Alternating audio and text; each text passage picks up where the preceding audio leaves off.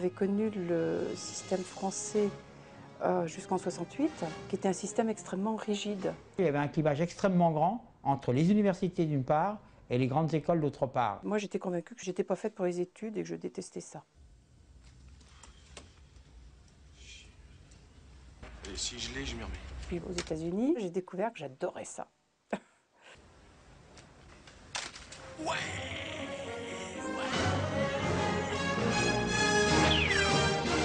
Le président Danielou faisait un tour des universités aux États-Unis et il est passé à Stanford. Et il nous a dit, je suis en train de créer une nouvelle université. Quand on rencontre Danielou, on pouvait être que convaincu. On est venu le voir en 1972. Il nous a dit, là, c'était le marché aux bestiaux, il y aura l'université.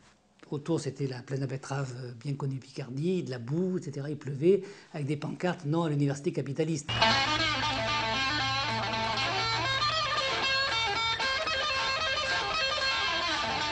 Aller à Compiègne voulait dire intégrer l'université du patronat.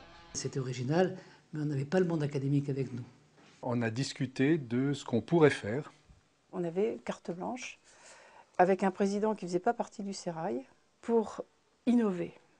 Et on a défini un petit peu les structures de l'université et le futur type d'enseignement. C'était quand même un peu le modèle du MIT, mais on le disait quand même du bout des lèvres parce que c'était un peu prétentieux.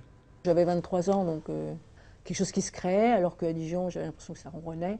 L'aventure m'intéressait beaucoup, oui. Le côté exploratoire de quelque chose qui se monte. La possibilité de faire des choses que personne ne faisait en France. C'était un peu de la folie de venir là.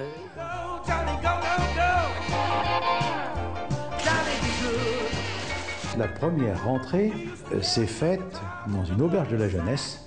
On travaillait à la Maison de l'Europe, les étudiants descendaient en pantoufles, quelquefois en pyjama. Et on était très soudés entre nous, on était peu nombreux. Une douzaine d'enseignants pour 80 étudiants. Enseignants, étudiants se mélangeaient allègrement. Le soir, on faisait la fête, donc il y avait des parties dans la Maison de l'Europe.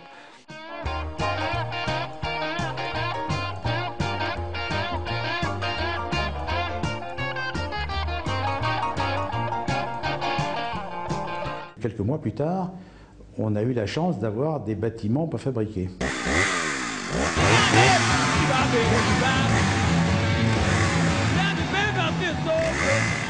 Mais il fallait les monter.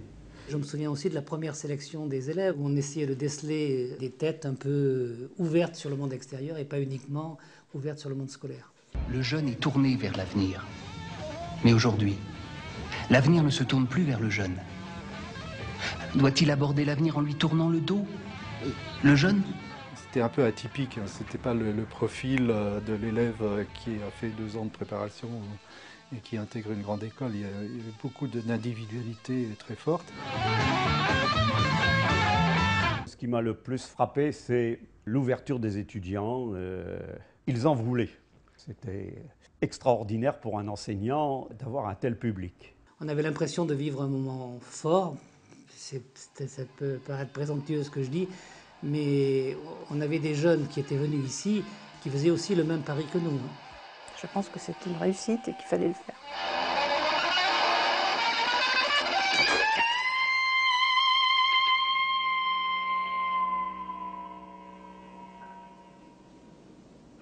Voilà, je crois que vous n'êtes pas encore prêt pour ce genre de choses. Par contre, vos gosses vont adorer ça.